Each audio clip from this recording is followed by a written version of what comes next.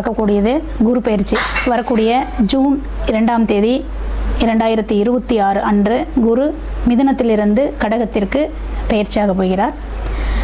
இந்த குரு பயிற்சி 12 ராசிக்காரர்களுக்கும் 27 நட்சத்திரத்திற்கும் எப்படி இருக்க போகிறது இந்த வருடம்? ஏன்னா குரு ஒரு வருடத்திற்கு ஒரு வீடு என்ற நிலையில் பயணிப்பார். அவர் பார்க்கும் பொழுது மிதுனத்திலிருந்து கடகத்திற்கு ஒரு வருட காலங்கள் குரு அங்கே தான் இருக்க போகிறாரு. அந்த குரு 12 ராசிக்கும் 27 நட்சத்திரத்திற்கும் உரிய பலாபலனை தரப்போகிறாரு. எப்பயுமே குரு நின்ன வீட்டை கெடுப்பார் அப்படிங்கிற ஒரு பழமொழி இருக்குது. குரு பார்த்த வீட்டை வளர்ப்பார். அது எதுவாக இருந்தாலும் சரி, நன்மையாக இருந்தாலும் சரி, தீவையாக இருந்தாலும் சரி, குரு பார்த்த வீட்டை வளர்க்கக்கூடியவர். அதனால் இன்றைக்கி குரு பயிற்சியில் நம்ம 12 ராசிக்கும் உரிய நன்மை தீமை பற்றியும் கோவில் பரிகாரங்கள் பற்றியும் தான் பார்க்க போகிறோம். வணக்கம். குரு பயிற்சி ஜூன் 2, 2026 கன்னி ராசி நேயர்களுக்கு எப்படி இருக்குது? கன்னி ராசிக்கு இந்த வருஷம் பலாபலன் என்ன? குரு கடகத்திற்கு வரப்போகிறார். நன்மையை தருவாரா? எல்லாத்துக்கும் இதுதான் ஒரு சிந்தனையாக இருக்கும். கட்டாயம் நன்மையை தருவார்.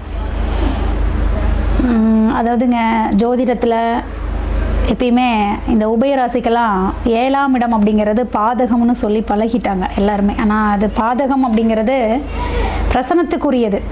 அது ஜோதிடத்தில் ஜாதகத்துக்கு உரியது அல்ல. அந்த நிலையில் வச்சு பார்க்கும்போது 7ஆம் இடத்து அதிபதி லாபஸ்தானத்தில் வந்து நிற்கிறாரு. இப்போ இது என்ன நிலை அப்படிங்கிறதெல்லாம் மனதுக்குள்ளே ஓடிட்டுருக்கோம். எந்த பயமும் வேண்டாம். கன்னிராசி அப்படின்னு பார்க்கும்போது அங்கே 3 நட்சத்திரங்கள் இருக்குது.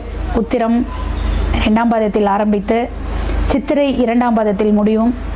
நடு நட்சத்திரமாக இருப்பது அஸ்தம். 4 பாதங்களை கொண்டது முழு நட்சத்திரமாகவும் இருக்கும். அப்போ உத்திரம், அஸ்தம், சித்திரை இந்த 3 நட்சத்திரத்தில் பிறந்த இந்த ராசிக்காரர்கள் கன்னி ராசியோ கன்னி லக்னமாக இருந்தாலும் சரி, உங்களுக்கான குரு பயிற்சி பலன். குரு 4ஆம் இடத்திற்கும் 7ஆம் இடத்திற்கும் சொந்தக்காரர். அந்த குரு வந்து பார்த்திங்கன்னா ராசிக்கு 11 லாபஸ்தானம் அப்படிங்கக்கூடிய வீட்டில் உச்ச நிலையில் வந்து நிற்க போகிறார்.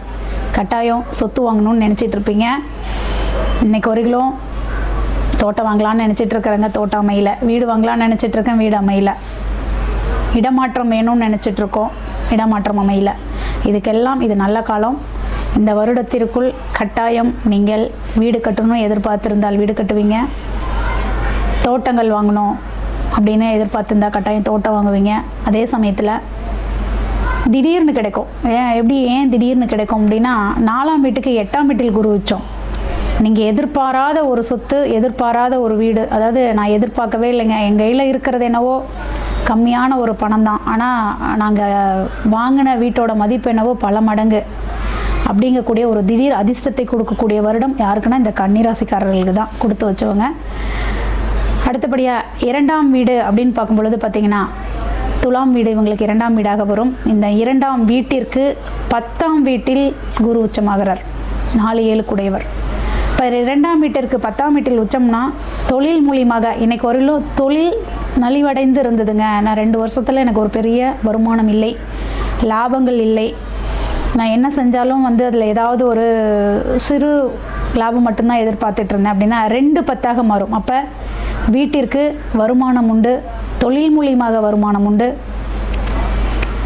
தாராளமாக நீங்கள் செய்கின்ற தொழிலை துணிந்து இன்னும் பன்மடங்கு சேர்த்து செய்யலாம். உங்களுக்கு நன்மையை தரும். அடுத்தபடியாக விருச்சகம் கன்னிராசிக்கு 3ஆம் இடம். இந்த விருச்சகத்திற்கு 9இல் குரு உச்சம். அப்போ 3-9ஆக இருக்கிறதுனால பார்த்திங்கன்னா பயணங்கள் மேற்கொள்வது, தொலை தொடர்பு மூலியமாக லாபத்தை ஈட்டுவது, அதே போல் கல்வியில் மாற்றம். அதாவது உயர்கல்விக்காக நான் வெளி மாநிலங்கள் போகலாமா அப்படின்னா வெளி மாநிலம் போகலாம். ஏன்னா இந்த வீடும் நீர் வீடு, அந்த வீடும் நீர் வீடு. அந்த நீர் வீட்டில் நிற்கக்கூடிய அந்த கிரகம் குரு ஆனவர் இந்த நீர் வீட்டை பார்வை செய்கிறார். அப்போ கட்டாயம் உங்களுக்கு இளைய சகோதரர்கள் மூலமாக ஒரு வருமானமோ அல்லது ஒரு நல்ல மதிப்போ மரியாதையோ உங்களுக்கு கிடைக்கும்.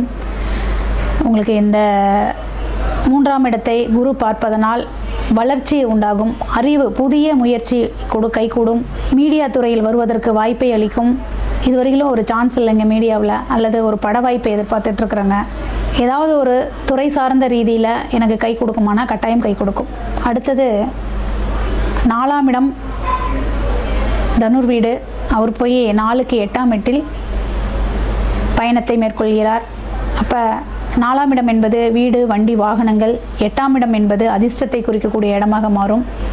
வீடு கட்டிட்டோம், இதுவரையிலும் அது வந்து சின்ன சின்ன வேலைப்பாடுகள் குறைபாடுகளோடு நிற்கிது அப்படின்னா அதை நீங்கள் முழுமை செய்யறதுக்கான காலங்கள் இது. நிலம் வாங்கிட்டோம், சரியான கிரயங்கள் பண்ண முடியல, அது ஏதோ ஒரு தடையாயிட்டே இருக்குன்னா இந்த காலகட்டத்தில் நீங்கள் அதை வந்து செஞ்சுக்கலாம். இந்த 4ஆம் இடத்திற்கு 8ஆம் இடத்தில் நிற்கும் குரு நன்மையை தான் செய்வார். அடுத்தபடியாக பார்த்தீங்கன்னா 5ஆம் இடத்திற்கு குரு, அதாவது கன்னிக்கு 5ஆம் இடம் அப்படிங்கிற மகரத்திற்கு குரு 7 சம சப்தமத்தில் அமர்ந்திருக்கிறார். அப்போ 5, 7னா குழந்தைகளுக்காக திருமணத்திற்கு இது ஒரு நல்ல காலமாக இருக்குமா? என் குழந்தைக்கு 30 வயசு ஆயிடுச்சு, 32 வயசு ஆயிடுச்சு, இன்னொரு என் பையனுக்கோ என் பொண்ணுக்கோ திருமணம் செய்ய முடியலையேன்னு நினைக்கக்கூடிய பெற்றோர்களுக்கு இது ஒரு நல்ல வாய்ப்பு. உங்கள் குழந்தைகளுக்கு திருமணம் நடக்கும். அதே சமயத்தில் பங்காளிகளுடன் இணக்கமாக இணைந்து திருவிழாக்கள் இதெல்லாம் நடத்துறதுக்கான ஒரு நல் வாய்ப்பை கொடுக்கும். உங்கள் குலதெய்வ கோயிலுக்கு இதுவரையிலும் போகவே இல்லைங்க அப்படின்னா இப்போ போவீங்க. ஏன்னா இந்த குருவோட பார்வையில் இந்த 5ஆம் இடம் இருப்பதால் ஆன்மீக சுற்றுப்பயணங்களை மேற்கொள்வீர்கள். இது எல்லாமே இந்த காலகட்டத்தில் நடக்கும். அதே போல் 6ஆம் இடம் அப்படின்னு சொல்லக்கூடிய கும்பத்திற்கு நேர் 6ஆம் இடத்திலே குரு அமர்ந்திருக்கிறார், உச்சமாக இருக்கிறார். இவர் எப்படி செய்வார் அப்படின்னா, எதிரிகளை கொடுக்கக்கூடியவராக இருந்தாலும் அந்த எதிரி வந்து பார்த்திங்கன்னா நேரடி எதிரியாக இருக்க முடியாது, மறைமுக எதிரி. ஆனால் அவர்களால் உங்களுக்கு எந்த ஒரு பயமும் கிடையாது அப்படின்னு சொல்லலாம். கடன் முடிஞ்ச அளவுக்கு வாங்காதீங்க. வாங்கின கடனை சிறுவ திரும்ப செலுத்துவதற்கான ஒரு காலகட்டமாக இருக்கும். அடுத்தபடியாக பார்த்திங்கன்னா 7ஆம் இடம், 7ஆம் இடத்திற்கு 5ஆம் இடத்தில் கல்யாணம் ஆகி பல வருடங்கள், 20 வருடம் ஆயிடுச்சு, 15 வருடம் ஆயிடுச்சு, ஒரு குழந்தை பாக்கியம் அப்படின்னா கட்டாயம் அது இந்த காலகட்டத்தில் கிடைக்கும். ஆனால் மருத்துவ செலவுகள் மூலியமாகவே அது கிடைக்கிறதுக்கான வாய்ப்பு அதிகம் உண்டு. அதனால் நீங்கள் இந்த காலகட்டத்தை அதற்காக பயன்படுத்தி கொள்ளுங்கள். அடுத்தபடியாக 8ஆம் இடம் அப்படிங்கிறது மேஷமாக வரும் கன்னி வீட்டிற்கு. அந்த 8ஆம் வீட்டிற்கு 4இல் குரு போய் உச்சமாகிறார். அப்போ 4, 8 அப்படின்னு பார்த்தீங்கன்னா 8ஆம் இடம் அப்படிங்கிறது ஆயுள் ஆரோக்கியத்தை குறிக்கக்கூடிய இடம் ஜாதகருக்கு.